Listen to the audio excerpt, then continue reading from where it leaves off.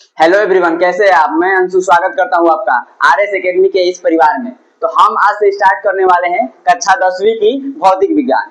जो हमारा most of the जो हमारा क्वेश्चन बनता है साइंस से, फिजिक्स, केमिस्ट्री और बायोलॉजी, उसी में का एक पार्ट है फिजिक्स जो कि है भौतिक विज्ञान। तो ये हम स्टार्ट करने वाले हैं। आज से हमारा एक साइड प्लेलिस्ट बन जाएगा, वहां से रेगुलर क्लासेस आती रहेगी। तो आज हम स्टार्ट करेंगे प्लेलिस्ट जो है भौतिक विज्ञान का।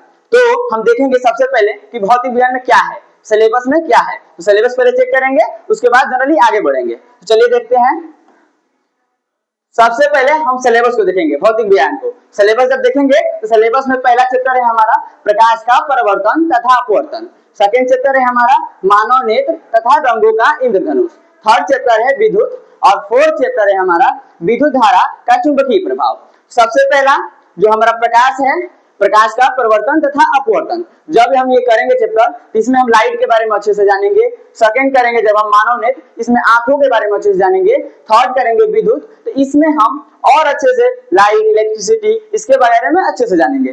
फोर्थ है चुंबकीय क्षेत्र, तो उसमें चुंबक के बारे में जानेंगे। तो आज हम जनरली पहला चैप्टर स्टार्ट करेंगे जो है हमारा प्रकाश का परिवर्तन एवं अपवर्तन। तो ये हमारा होल सिलेबस है। इससे बाहर जो हमारा फिजिक्स का सिलेबस नहीं है, ये है जो यूपी बोर्ड के लिए तो है ही है, इसके अलावा अन्य बोर्ड के लिए भी है। जैसे हम बात कर दे आपको बिहार बोर्ड और है हमारा राजस्थान बोर्ड है, एमपी बोर्ड है, इसके लिए भी सेम सिलेबस है। तो ये हमारा पूरे फिजिक्स का कक्षा 10वीं की फिजिक्स के भौतिक विज्ञान का इतना ही सिलेबस है। मात्र 4 चैप्टर है पूरे फिजिक्स में। इसके अलावा केमिस्ट्री और बायो में भी है, तो वो सर कराएंगे आपको। तो आगे देखते हैं। इसमें पहला चैप्टर जो है जो हमारा प्रकाश का परावर्तन तथा अपवर्तन, इस चैप्टर को स्टार्ट किया जाएगा। तो पहला चैप्टर आगे देखिए। इस चैप्टर को जब स्टार्ट करेंगे हम, तो पहला चैप्टर है, पहला जो हमारा हेडिंग है वो है प्रकाश। वो है प्रकाश। जनरली पहले हम लोग प्रकाश के बारे में जानेंगे, देन उसके बाद आगे हम चैप्टर में कंटिन्यू करेंगे। तो प्रकाश के बारे में क्या जानेंगे, ध्यान समझिएगा। यहाँ से आपको नोट्स भी यहीं से बनाना है। जो हम हेडिंग जिसमें आपको बताएंगे कि ये वाला नोट्स में ऐड करिएगा, वही ऐड करिएगा। तो देखिए पहले प्रकाश। जब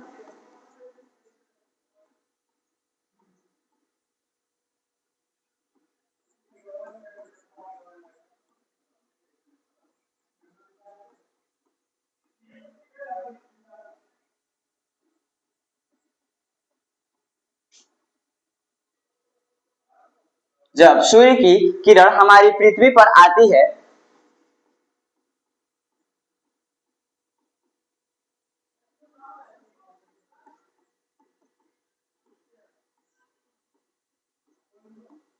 जिसकी मदद से हम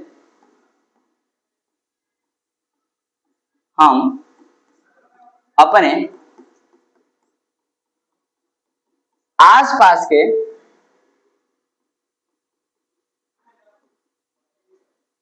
सभी वस्तुओं को देखते हैं। ध्यान समझिएगा। जब सूर्य की किरण हमारी पृथ्वी पर आती है, जिसकी मदद से हम अपने आसपास के सारी वस्तुओं को देखते हैं, तो उसे ही बोलते हैं हम प्रकाश। प्रकाश क्या है, व्हाट इज लाइट, ये पहला क्वेश्चन। जनरली इस क्वेश्चन में बड़ा क्वेश्चन नहीं बनेगा बोर्ड में, इसमें बन सकता है एमसीक्यू, जो आगे हम वीडियो में दिखाएंगे आपको। सबसे पहले प्रकाश। प्रकाश जब सूर्य की किरण हमारी पृथ्वी पर आती है, तो जिसकी मदद से हम अपने आसपास की सभी वस्तुओं को देखते हैं, जनरली प्रकाश है। इसका यूज कहाँ कहाँ है, जनरली हम इसका यूज भी जानेंगे। यूज जानिए, इसका प्रयोग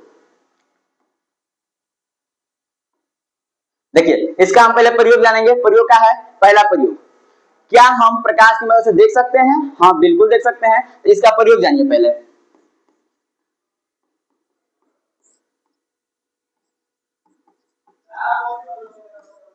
देखने में, जब भी कोई व्यक्ति देखता है कोई भी चीज इस धरा पर जो है, इस पृथ्वी पर है, जो किसी भी चीज को देखेगा, उसके लिए उसको चाहिए प्रकाश। बिना प्रकाश के वो देख ही नहीं सकता है। बिना प्रकाश के वो देख ही नहीं सकता है कोई भी जीव हो। तो प्रकाश देखने के लिए बहुत इंपॉर्टेंट है। दूसरा क्या यूज है इसका, देखने के अलावा आजकल जो हम लोग शिफ्ट हो रहे हैं रिन्यूएबल एनर्जी पर, जैसे कि सौर ऊर्जा।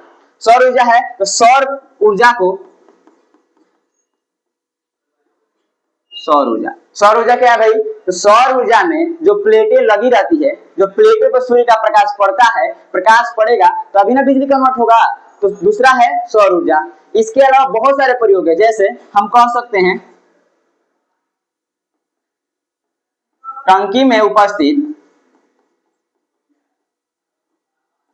उपस्थित पानी का गर्म होना।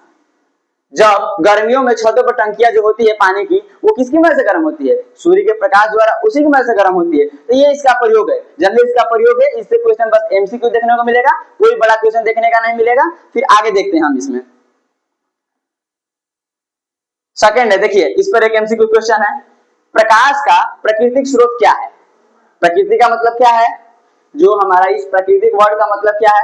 प्रकृति का मतलब यह है कि जो चीज मानव द्वारा निर्मित ना हो, उसे ना, जो प्रकृति खुद स्वयं बनाई हो, जैसे ये पृथ्वी है, ये चंद्रमा है, ये सूरज है, ये सब प्राकृतिक स्रोत है। तो इसे पूछ रहा है प्रकाश का प्राकृतिक स्रोत क्या है? ऐसा कौन सा प्राकृतिक स्रोत है जो हमें ना ऊर्जा देता है, प्रकाश देता है? जनरली आप बताएंगे बल्ब, कभी नहीं, बल्ब मानव निर्मित है। सेकंड क्या है? मोमबत्ती, ये भी नहीं, ये भी मानव निर्मित है। सेकंड है सूर्य, थर्ड है सूर्य। सूर्य क्या है भाई? सूर्य तो एक तारा है, और जो हमें ये प्रकृति द्वारा ही निर्मित है। तो ये हो जाएगा इस ऑप्शन, इस क्वेश्चन का ऑप्शन यही हो जाएगा। इनमें से कोई तो कोई अर्थ ही नहीं है। तो जनरली ऐसे एमसीक्यू क्वेश्चन बनेंगे। टोटली आपको साइंस में 20 क्वेश्चन बनेंगे, प्रोमैक्स 20 बनेंगे। 20 क्वेश्चन से फिजिक्स का वेटेज थोड़ा ज्यादा रहता है, केमिस्ट्री का थोड़ा कम रहता है, या बायो का थोड़ा और भी कम रहता है। लेकिन जो एमसीक्यू क्वेश्चन में वेटेज साइंस का सबसे ज्यादा रहता है। साइंस में जो हमारा फिजिक्स है उसमें ज्यादा रहता है। आगे देखिए, आगे हमारा प्रकाश के बारे में हम जाने, प्रकाश क्या होता है, प्रकाश की मदद से देखते हैं, प्रकाश की मदद से और चीजें क्या होती है। इसके अलावा हम जानेंगे प्रकाश की चाल। प्रकाश की चाल कहाँ कहाँ होती है, कितना होती है, कैसे होती है। अब देखिए, सबसे पहले हमारा प्रकाश की चाल हम लोग देखेंगे वायु में। सबसे पहले प्रकाश की चाल वायु में। वायु में प्रकाश की चाल कितनी होती है? देखिए, वायु में जो हमारी प्रकाश की चाल होती है 3×10⁸ मीटर प्रति सेकंड। ये क्या है? मीटर प्रति सेकंड है। अगर हम इसको किलोमीटर प्रति सेकंड में चेंज करें, इसे 1000 से डिवाइड करेंगे। पहले इसको देखिए, जो 3 है इसको सॉल्व किया जाएगा, तो 3 के बाद 8 को जीरो लगा दो, 1 2 3 4 7 8, ये 8 हो गया। ये जनरली हो गया मीटर में। अब इसको हम क्या करेंगे, किलोमीटर में चेंज करना है ना, तो 1 किलोमीटर बराबर 1000 मीटर। उसके अकॉर्डिंग ये चेंज हो जाएगा आपका 1 2 3 4 5, 3 लाख किलोमीटर प्रति सेकंड। इतना समझिए, प्रकाश 1 सेकंड में जाएगा 3 लाख किलोमीटर। 3 लाख किलोमीटर कितनी दूरी होती है? हमारे यहाँ जो सूर्य है, हमारी पृथ्वी है, जो हमारी अर्थ है, ध्यान रखिएगा, जो हमारा ये अर्थ है, पृथ्वी है, इसका एक अपना मून है, जो हमारा चंद्रमा है, इन दोनों के बीच में दूरी कितना है? मात्र दूरी है 3,84,000।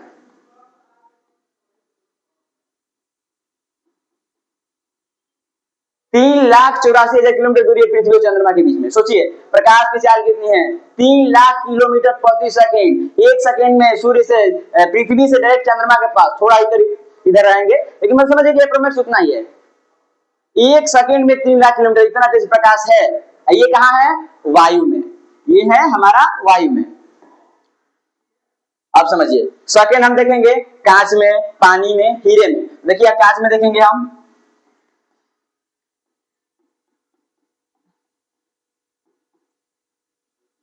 दो गुणे 10⁸ मीटर प्रति सेकंड। ये हमारे जनरली कांच में है सबसे ज्यादा। इससे और भी क्वेश्चन बनेगा कि जो हमारा वायु में सबसे तेज किसमें जो है हमारा प्रकाश गति करता है, तो वो है आई में। तो ये साइड में ऐड कर लेंगे इसमें, सबसे तेज।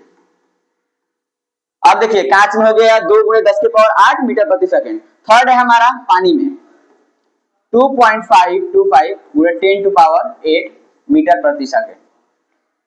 ये हो गया हमारा पानी में। थर्ड हमारा आता है फोर्थ हीरे में 1.24 गुणे 10⁸ मीटर प्रति सेकंड, सबसे कम।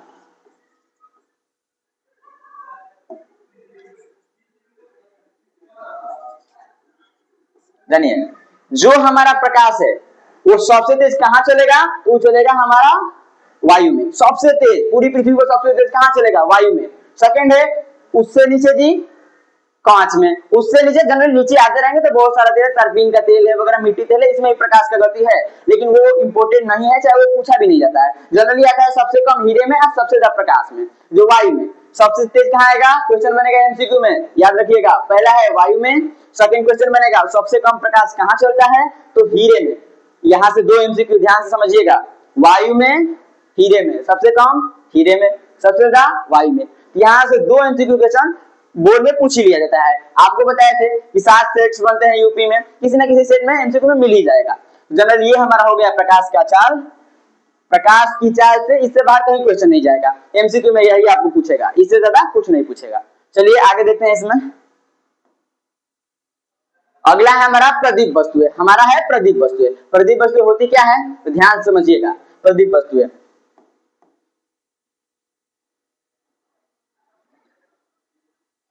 प्रदीप वस्तु है क्या, ऐसी वस्तुएं जो जिनके पास स्वयं अपना ऊर्जा होता है या प्रकाश होता है, उसे ही प्रदीप वस्तुएं बोलते हैं। ध्यान समझिए, इसको लिख कर देखा जाए।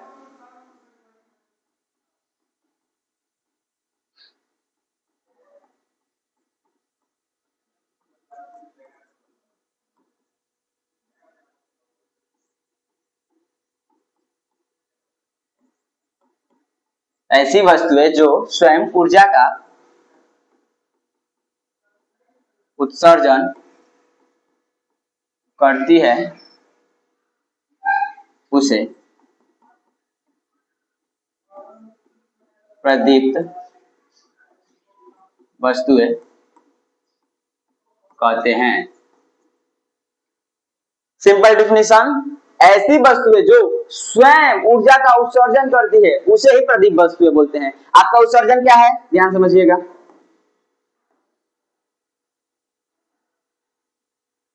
ध्यान समझिए, उत्सर्जन क्या है।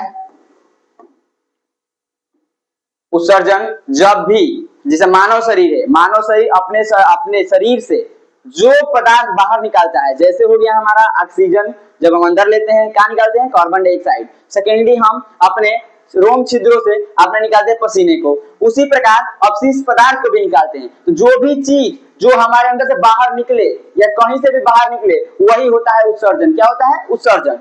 तो देखिए, ऐसी वस्तुएं जो स्वयं ऊर्जा का उत्सर्जन करती है, मैंने अपने अंदर से निकालती है, उसी को बोलते हैं हम प्रदीप वस्तुएं। इसका एग्जाम्पल क्या है,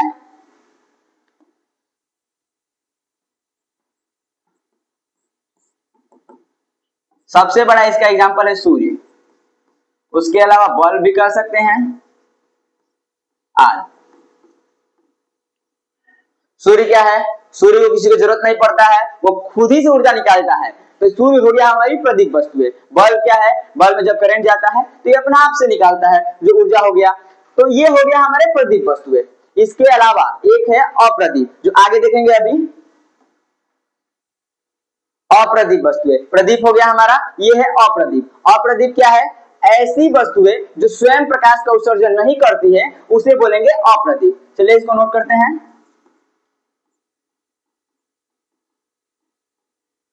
ऐसी वस्तुएं जो स्वयं प्रकाश का उत्सर्जन नहीं करती है, उसे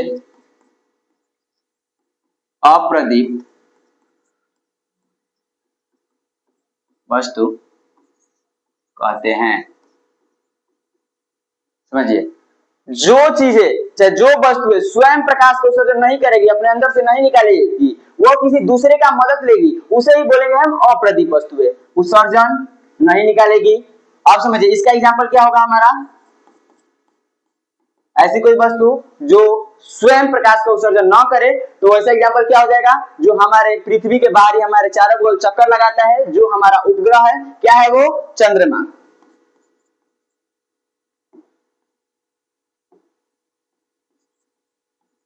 चंद्रमा आज बहुत सारी है ना। तो चंद्रमा, चंद्रमा कैसे करता है, चंद्रमा को अच्छे से डायग्राम से समझेंगे। तो देखिए,